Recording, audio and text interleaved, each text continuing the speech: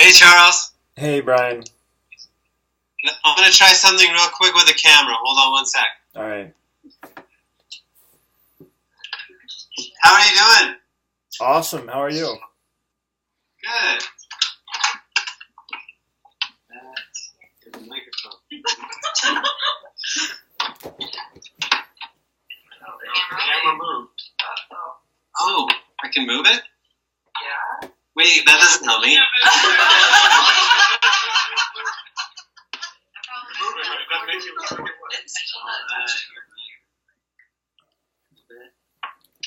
Let's plug it in. And if Donna Harrington asks, this never happened.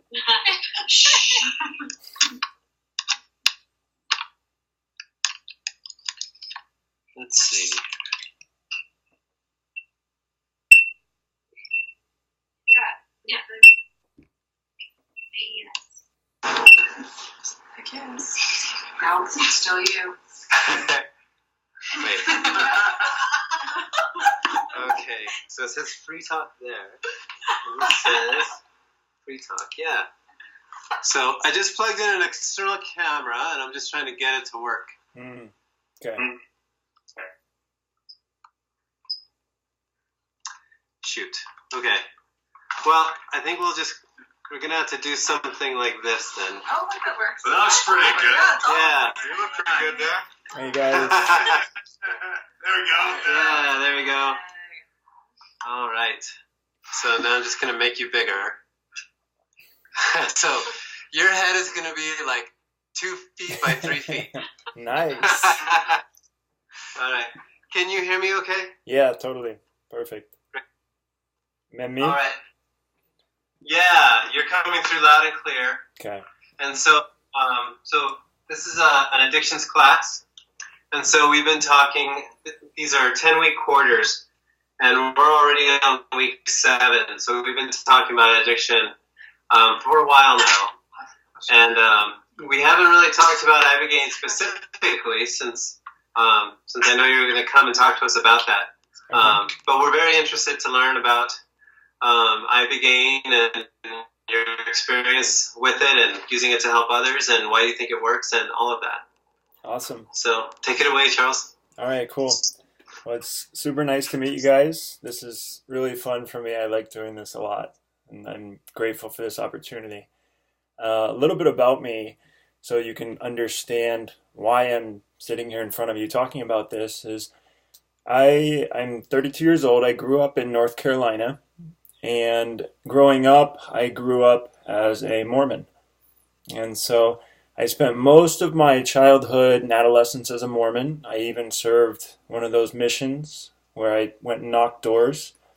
And when I was in my early 20s, I decided that that was no longer fitting for me, and that didn't really serve me and what I wanted to do with my life. So I left that church, that belief system, and everything that I knew, and I decided to embark on my own experiential adventure. And with that, I started to explore altered states of consciousness. So naturally, I tried psilocybin mushrooms, I tried MDMA, I tried marijuana, alcohol, and then I found myself trying things a little bit harder like cocaine. And then I found myself trying opiates, and eventually I found myself using heroin. And so I spent about 3 years using heroin and cocaine pretty seriously, and some intermittent meth use. And I was an IV user for about half of that time. And so that was my experience with addiction. What happened is I went from a very supported environment within a structure that I knew my whole life, and my spirituality, which then I lost that, and so I decided to seek out things and found myself using drugs and filling the void with addictive drugs. And about 4 years ago, a little over 4 years ago, I went to Mexico to do Ibogaine. And I had tried most other options. I had been very experimental with my attempts at attaining sobriety. And when I really had exhausted everything that I had available to me, and I decided that Ibogaine was my last ditch effort. And so I went to Mexico 4 years ago. I went to a little small house, and I laid in a bed in a cold room in January, and they gave me Ibogaine, and I had my experience. And I walked away from that experience a new person, and no longer having any sense of substance addiction or any desire to use opiates again, or any of the more, the harder addictive drugs. So after that experience also, I decided that that's what I wanted to do with myself. I wanted to work in that field. I was very passionate about altered states of consciousness. And so I decided that I wanted to help others have the same experience that I had. And so I began to start and help people experience Ibogaine. I started numerous clinics, and I have done consulting work at various clinics. And I have also run an aftercare. This last year, I spent about 7 months running we call it an aftercare. It's essentially a sober living that's specialized in people coming out of Ibogaine treatment. So I was able to get them after having the Ibogaine experience, and then work with them directly in America in a sober living environment and really help them re-engage in a new way of living, a new lifestyle. So that is why I'm here. Now, I guess I'll wait till the end for any questions, before I, open it up to questions. But feel free, if you guys have any questions, interrupt me at any time and just ask. Okay, no problem at all there. So I'd like to start just by explaining Ibogaine, since some of you may know about it and may have read about it a little bit. But I'll explain it both from a perspective of having done it, as well as kind of the more detailed scientific view of what Ibogaine does and what it is. So Ibogaine comes from a plant in West Africa that's native to Gabon and Cameroon, and that plant is called the Iboga plant, or the species, the scientific name is Tabernathia iboga. It's a small shrub with yellow or golden bulbs as fruit, and commonly eaten by elephants. And they use the substance. They use the root bark. So the roots, their inner bark contains numerous different alkaloids, about 13 alkaloids, of which Ibogaine is one of them. And they use that as their spiritual path, similar to something like ayahuasca or other, endogenous or other indigenous cultural uses of shamanic plants. So they use that, and it was found it was discovered over 100 years ago there, and by some Frenchmen, and it was actually used in the early 1900s in France as a mild mood stabilizer, as well as a mild stimulant. They just gave very low doses, and it was patented and called lamberine. And they used that for the early 1900s, when they were just kind of experimenting with stuff, but they didn't really know the anti-addictive properties of Ibogaine at that time. They just knew that it kind of kept you awake and elevated your mood. In the 50s, Ibogaine was explored by the CIA and by the government, but there's not a whole lot of information about that. And it wasn't until 1962 a young man named Howard Lotsof discovered Ibogaine by chance, and discovered the anti-addictive properties of Ibogaine when he was 19 years old. He was a heroin addict, and he was also a very experimental kind of person. He was a hippie, and he wanted to, he was just trying a lot of things. And a friend of his had this very unique and rare psychedelic, and so he invited him over. He said, "Hey, try this." So he tried it. he went on a 24-hour trip, and at the end of it, he said, "I don't ever want to do that again." And he slept for a while. But when he woke up, he found that he was no longer experiencing any withdrawal symptoms or cravings for opiates or cocaine. So Howard Lotsoff really is the one who started the work with Ibogaine.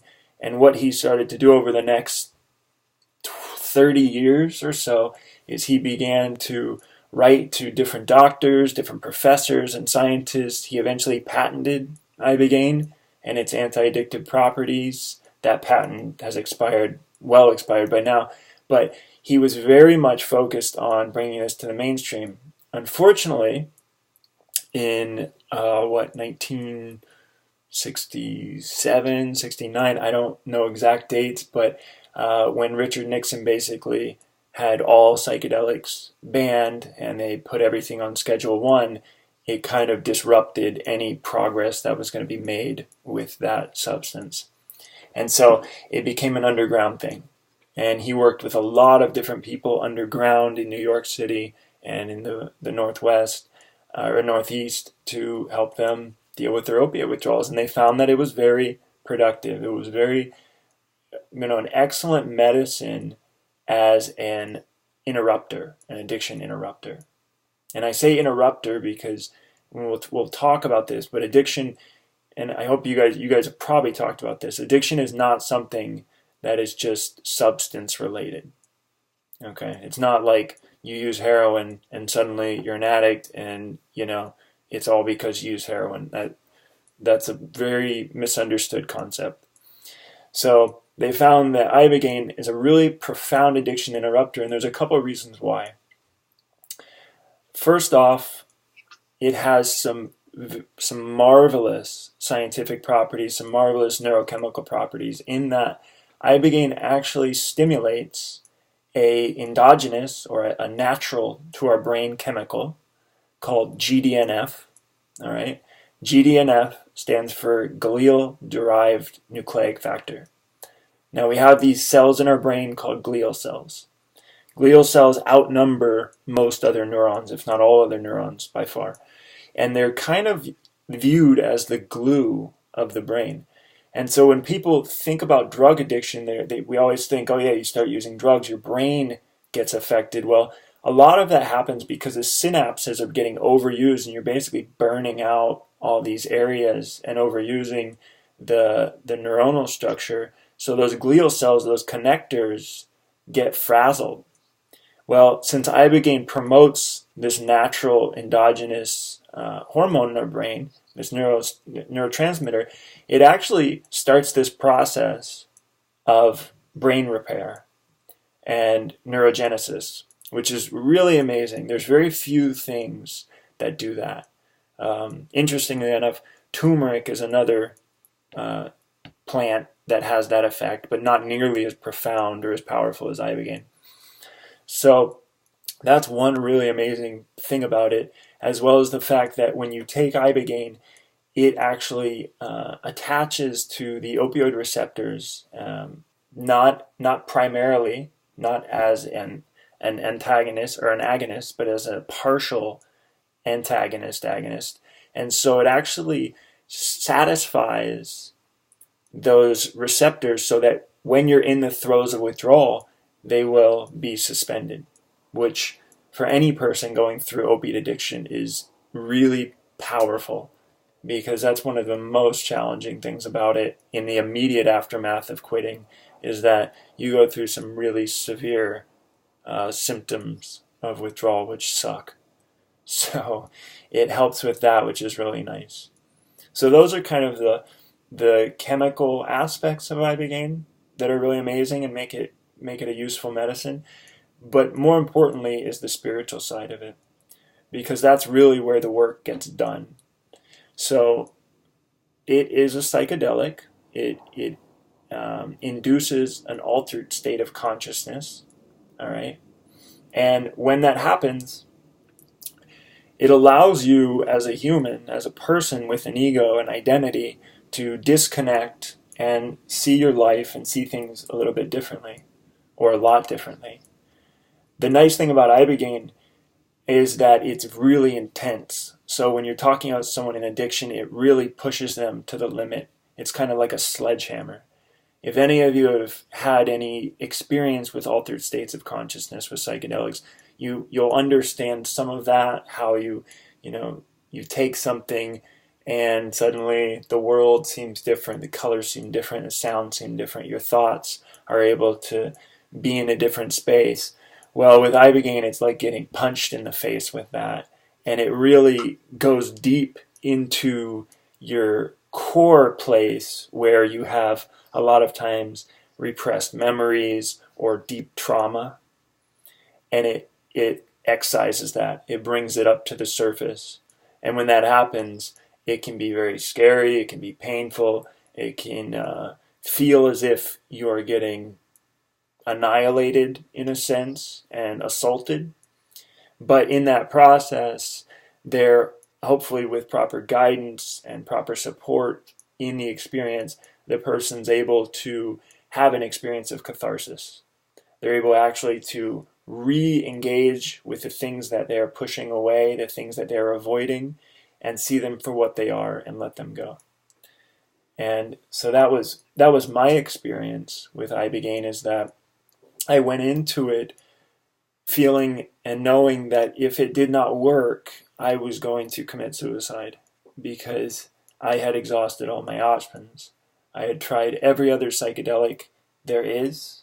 I did not go to a psychologist, or I did not appreciate 12-step meetings. I felt that they were, at the time, in a sense, demoralizing for me. And so I didn't want to accept the fact that I was an addict. I didn't want to accept the fact that I had failed, because when I began my experience of using heroin, I felt that I was doing it under my own volition and that I was in total control. And so I said to myself, well, if this doesn't work, then I'm going to end this whole process, because I can't do this anymore. And when I went down to Mexico, I think it was not just the Ibogaine, but the whole experience of having to go through that. I truly was broken at that point. And I walked into, that clinic, I guess you'd call it,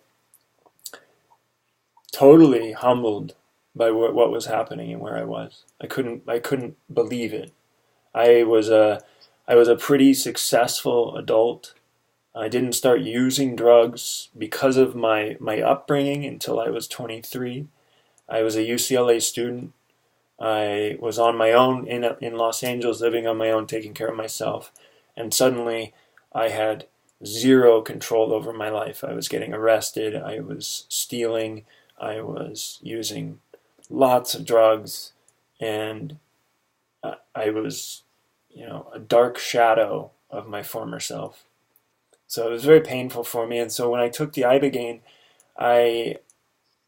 my experience is not what I expected at all. And that taught me something about expectations, which, they're garbage. So I went into the Ibogaine experience hoping to have these amazing visions and being able to look back at my life and understand all the things that had happened to me. And I get into it and nothing's really happening. And I'm thinking, what the hell? Did I just get ripped off and lose all my money? I spent all the money I had, and I thought, fuck, I'm screwed. And I was sitting in this experience for a few hours, and nothing's really going on. I'm not in withdrawals, but I'm not super comfortable because I can't move. Because as well, Ibogaine it has a profound effect on the body. It's one thing I didn't mention, is that it's one of the few medicines, if not the only psychedelic I know of, that actually can create a fatality. It has, it affects your cardiac system pretty strongly, and actually can block some of the electrical channels within the heart, causing irregular heartbeat and cardiac arrest if you're not properly watched and cared for, and if you take too much, or if your heart's not in good state. So I was worried I was going to die, and I was sitting there going, what? Nothing's happening. This is, this is bunk. And then all of a sudden, it came over me, and I had a purge, and it was a very violent and vicious purge. It felt as if there were chainsaws going through my brain and my body, and everything was red, and it's very hard to describe, but it was like extreme pain and anger being expressed out of me in this purge. And there was nothing in my stomach. I hadn't eaten for 2 days. So it was just uprooting whatever and it coming out. And that is a common experience for a lot of people. A lot of people will purge and feel that they're actually purging their demons or vile spirits or the very trauma that they have experienced in their life. So I had this purge, and then I laid back down, and then all of a sudden it happened. It came over me, and I didn't have any visions or marvelous, beautiful or profound, dreamlike state that they talk about with Ibogaine. All that happened is I had a recognition, a deep, deep recognition, an epiphany of sorts, that I realized that what was actually going on was that I hated myself. And my extreme sense of self-hatred had led to a massive addiction and a massive need to escape my own hatred. And so I was experiencing that, and what happened is I just ended up bawling. I ended up crying for, I don't know how long, maybe 30 minutes, maybe an hour. I really don't know timing-wise, but it was just like that was the second purge. That was really where I was purging the trauma of all the deceit and deception that I'd been living within myself, and all the pain and suffering that I'd been causing myself. And then from there, my experience, I don't remember anything else. It was essentially over. I came to the next day. You take it at night because it makes you extremely light sensitive, and it also affects your body a lot. It causes what's called ataxia, so you can't move very much. It's very hard to walk around or even move your head. And if you do, you get quite nauseous, like motion sick, very easily. So I woke up the next morning. I shouldn't say woke up. I came to the next morning, and it was kind of worn off, but I felt like I'd been hit by a truck. It was difficult to walk. I couldn't eat anything. My mind was still very active, but my body was extremely tired, and yet I couldn't sleep. So for the next 2 days, I went about my days doing my best to eat, doing my best to walk around. It was hard to walk more than, I don't know, I went for a walk and maybe walked like 3 blocks, and that was like a marathon. And so I'm thinking, man, when is this going to be over? I don't know what's happening. This is terrible. I don't know if this even worked. I didn't feel like I wanted to use drugs. My cravings were gone, but I definitely didn't feel good. And at the end of the second day afterwards, I asked the people I was with, I said, I have to sleep. I need to sleep. So they gave me something to help me sleep, and I fell asleep that night. And the next morning is really the miracle, because I woke up like a brand new person. I woke up at 6 o'clock in the morning. I went and took a shower. I went and made breakfast, and I was a transformed being. And that was the moment where I realized this is what I want to do. I'd wanted to work with psychedelics for quite some time, ever since I had used them. I really loved helping people explore psychedelic states. It was my passion. It was everything I wanted to do. But I didn't really understand how or what route to do. So I decided at that moment that I wanted to help people with Ibogaine and help them overcome addiction with this profound medicine. So then I went back to LA. I went back to school the next day. I called up the people at UCLA. I actually told them what I was going through. They suggested I go to a therapist and get on Suboxone before I went to do Ibogaine. But I called them and told them I didn't need to see a therapist and I didn't need their help anymore, and that I was happy and free. And here I am today, 4 years later. So, any questions about that? Yeah, Brian. Did you try ayahuasca before you tried Ibogaine? I did. I didn't go to Peru at that time, but I did brew it at home. I made it at home for myself. Yeah. And it was a powerful experience, but I didn't take it as seriously as I take it now. I think ayahuasca is a really powerful tool as well. The only thing that I differentiate the two is that with ayahuasca, you're not going to get the kind of relief that you get with Ibogaine from the physical symptoms. And it's not ayahuasca.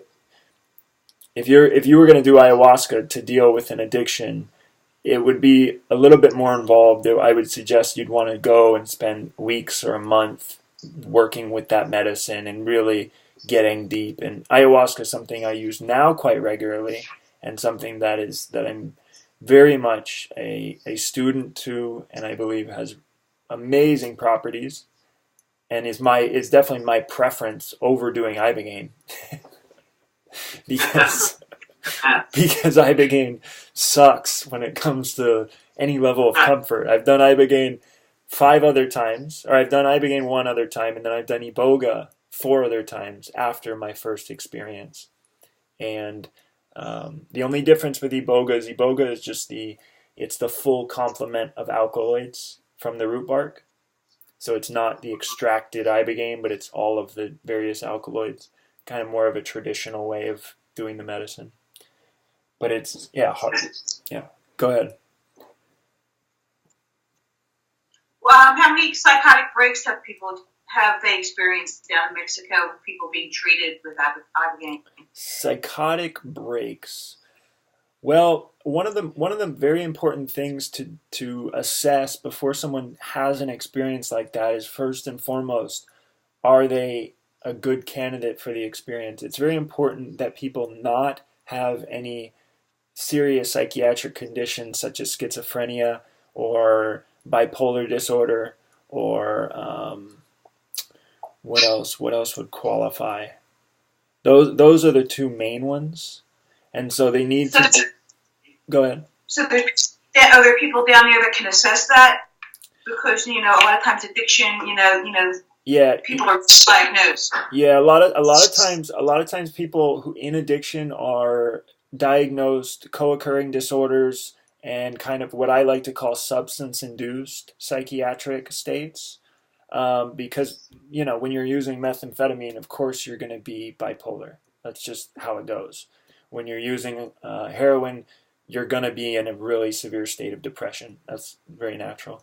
So, yes, there are the clinics. Some clinics do have people down there to assess that. Obviously, some clinics have doctors, some don't. There's a variation. There's a wide gamut of what you get with Ibogaine providers because it's not regulated.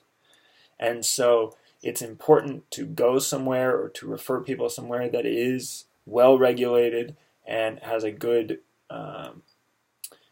solid history behind them, and they know what they're doing. But there are times when people come through and they have very challenging experiences. And that is not uncommon with a psychedelic experience.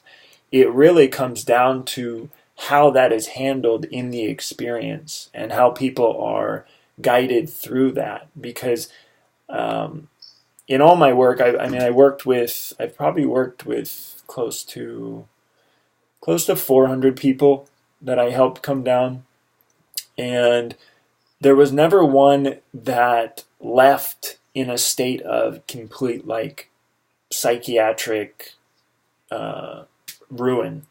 There were people who went through an experience and had really challenging experiences or went into a manic state and reacted very differently from other people.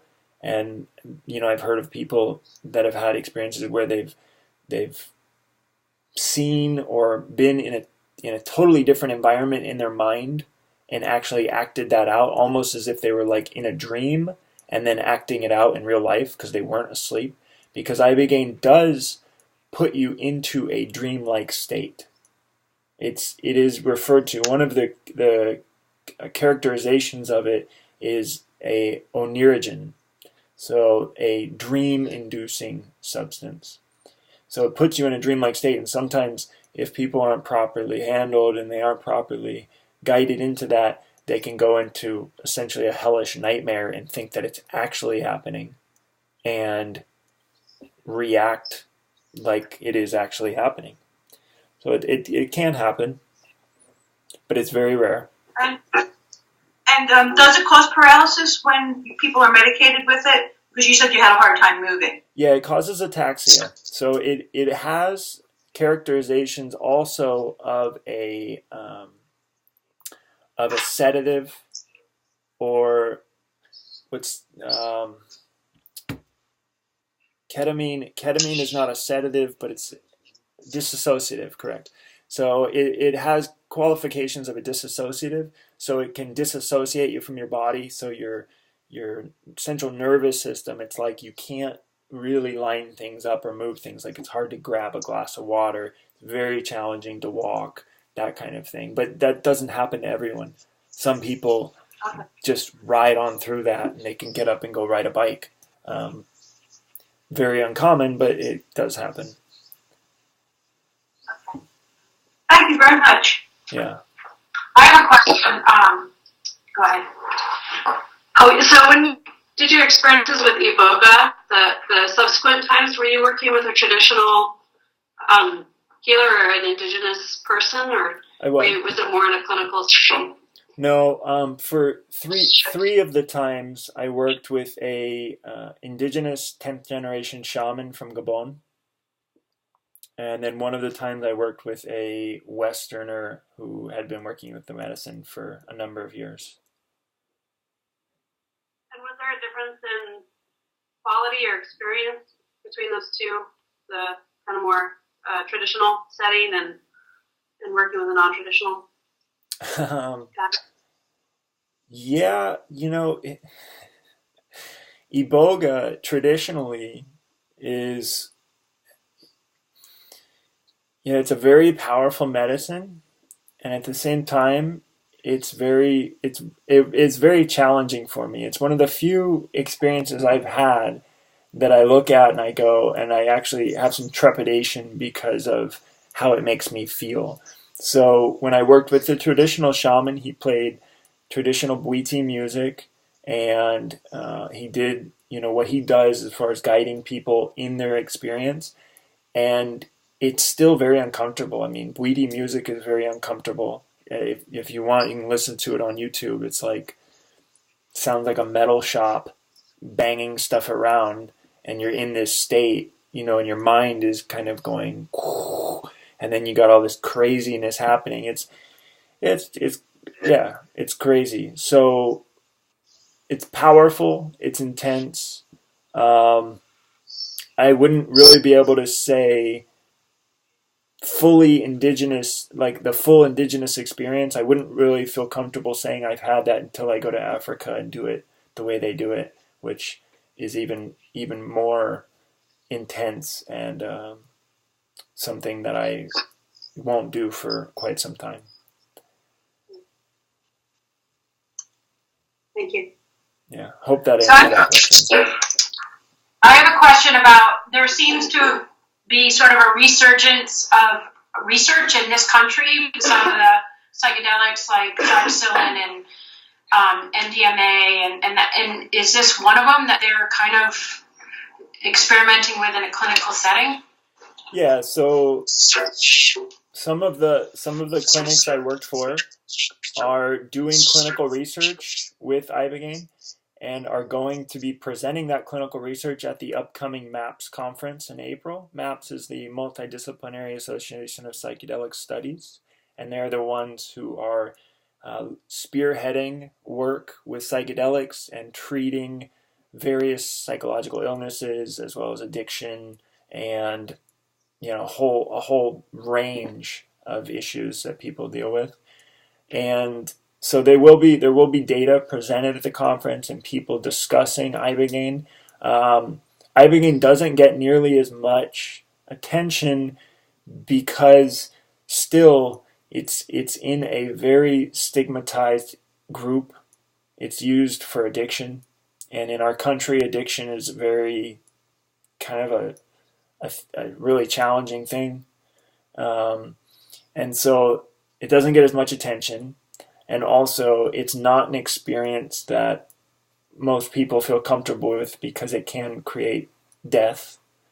There can be death associated with it, so there's natural tendency not to want to be too involved or put too much effort into it because there are some scary things associated with it. You're dealing with a highly volatile and risky group that you're working with, and then also the death thing. So one thing I would like to talk about, in tandem with that question, is that addiction, I mentioned this earlier, addiction is not something that has to do with, it's not substance related. Now I know last year I mentioned this, and Brian may have already talked about Rat Park. Have you guys discussed Rat Park? Okay, so we all know that addiction is something that's not substance related, but it's societally or culturally related. And one of our problems in this country is that addiction makes a lot of money. There's a massive amount of money that gets made off addiction. So the idea of solving addiction is not, people in power don't really want that to happen so much. And you've seen with the methods and the modalities that are being put out there, like methadone and Suboxone, and traditional 30-day rehabs that have a less than 10% efficacy rate, it's still in that space of really trying to make money. So getting into the field of healing addiction is a real uphill battle. And so that's why I think they're focusing on MDMA, because it's a lot easier to focus on. And it also, when you're talking about addiction too, Ibogaine, someone takes Ibogaine and they can have a really profound experience like myself, but I am definitely not the norm. What happened to me and my experience was not the norm, and my going into addiction was not the norm either. Most people start addiction when they're teenagers. I started addiction when I was in my mid-20s, and so my ability to get out of addiction was much greater, and I had a much easier possibility of getting out because I didn't, when I got out of my addiction, it's not like I was back into, the maturity of a 14-year-old. As I worked with people after coming out of Ibogaine and they stayed with me for anywhere from 4 weeks to 12 weeks, I had the opportunity to really see addiction and the core issues of addiction. And most of the people I worked with had started using when they were in their teens, and whenever the addiction was interrupted or ended, well, they were back at that maturity level of being in their teens.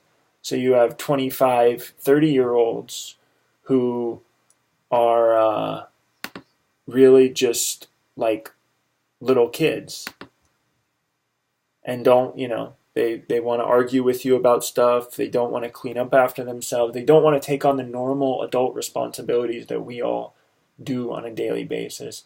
And that's where the real work comes in.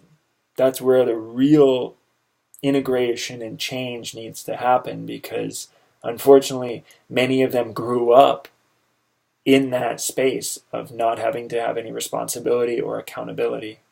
Our culture is very against being accountable. If you can get out of it some way, then you're seen as being successful instead of owning up. So a lot of these people have a really challenging time owning their life and understanding that once they do that, once they really take on some responsibility, that they'll stop being an addiction. But until then, many of them really have a hard time moving on. So I realized in my work that Ibogaine's an amazing tool, and there's much more that's needed afterwards. it always should be complemented with some very deep and powerful work that's going to push people into levels of discomfort that make them change. And that was what I did with my sober living, is I used other medicines as well to push them into that state. Things like Cambo. I don't know if any of you are familiar with Cambo, but it is a medicine from a frog in the Amazon that you burn little spots on people's skin, and you put this frog venom, it's kind of like snot almost, onto those little burn marks, and they go through a very deep, intense purge. It's a pure purgative. So they purge for about 30 minutes, and their whole body is purging and lighting up. And then also working with sacred tobacco called hape, and using that where you blow that into someone's nose, and they have it's a very intense sensation that helps reset and ground them and settle them, but also pushes them. And that was one of my main components of working in a sober living, was pushing people beyond their level of comfort, really making them uncomfortable, and helping them understand that that's where they're going to see success and achieve success. And I was able to witness a lot of that occurring, is watching people go through those experiences and be much better for it. Even though they didn't like it, even though they complained and they fought me about it, they still, from doing it, they were able to get much better through that. So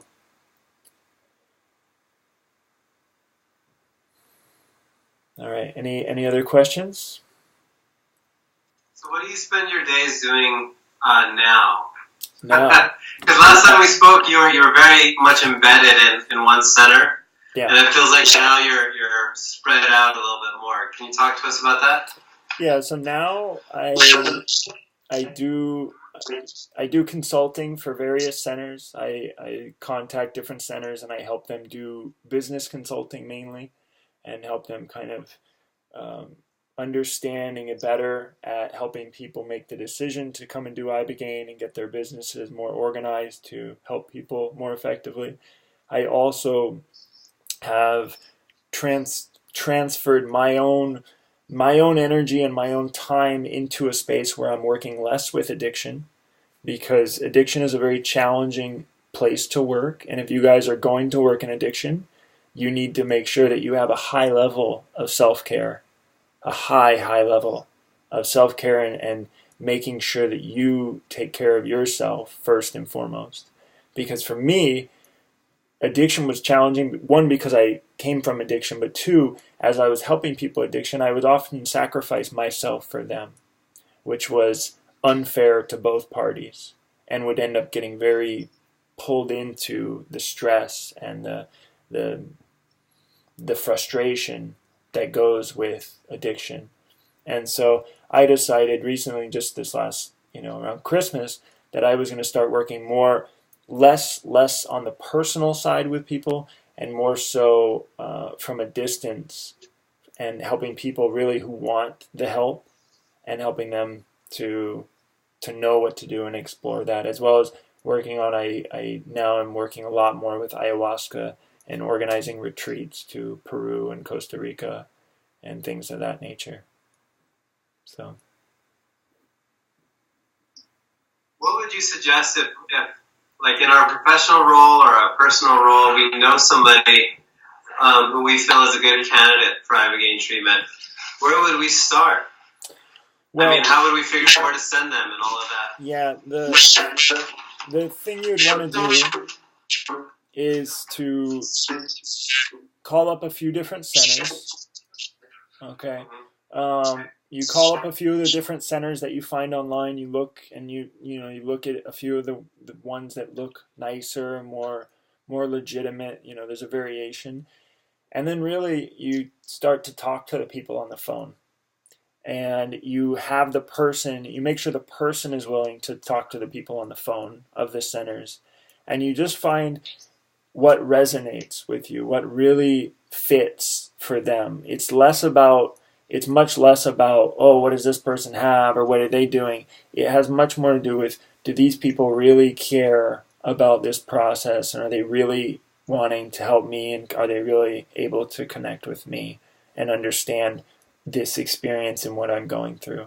And you'll find that as you talk to the centers, you'll get a good feel for who they are and what they are. I don't anymore refer any particular centers, just because I don't want to get into that game anymore.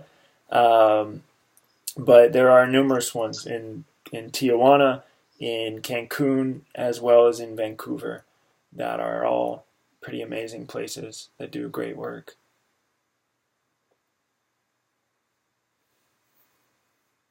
What's the average cost for somebody to go, say, to Tijuana or Cancun to the Ibogaine? It's usually around $7,000 for a 7-day, a week treatment.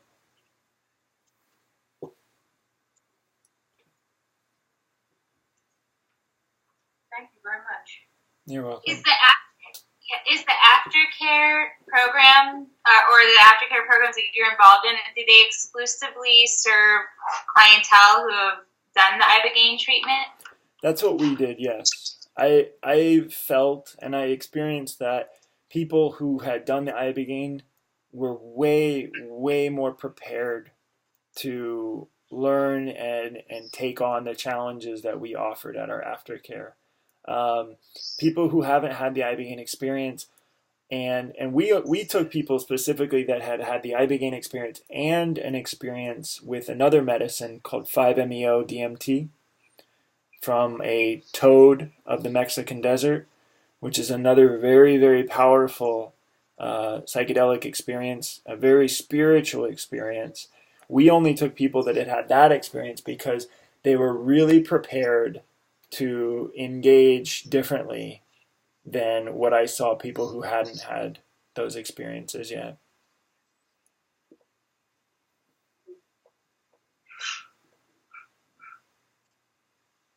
Are there any private insurance companies that you've been able to work with? I'm sure Medicaid won't cover services. Yeah. No, I never even went after or attempted to talk to any insurance company, just because of the simple fact that it is Schedule 1, that it's like, there's no insurance company I don't think that would be willing to pay for someone's treatment to go do a Schedule 1 drug in a different country. Let me aftercare, right? Well, and yeah, the aftercare, it could be possible for sure. But the idea, the aftercares is such a new thing. There's only I think 2 in the country right now. There's probably about a dozen or more Ibogaine clinics, and there's only 2 aftercares that are in the United States, and it's for those it's a very new emerging business field, and so they haven't even gotten to the place where they're really getting legitimate to even take insurance yet. Hopefully they will be able to. Yeah, but it's places like the idea behind aftercare, and our idea behind aftercare was very spiritually focused and kind of went in line with places like Passages Malibu or some of the much more high-end treatment centers where their focus is things like yoga and meditation, and we did things like flotation tanks and cryotherapy and various things like that to really help people to re-engage and just understand that there's a lot of new experiences waiting for them in life.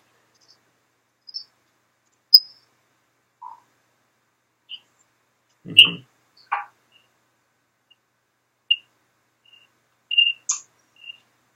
Well, Charles, thank you so much for taking the time to do this. Great. Thank you. Yeah, That's really great. Thank you guys. Thank you guys. I wish you all the best, and love that you're exploring this and learning about this, and we're on the cutting edge of something that we can really make a difference in the world. So I applaud all of you. Thank you. Thank you. Thank you. Thank you. Have a great night.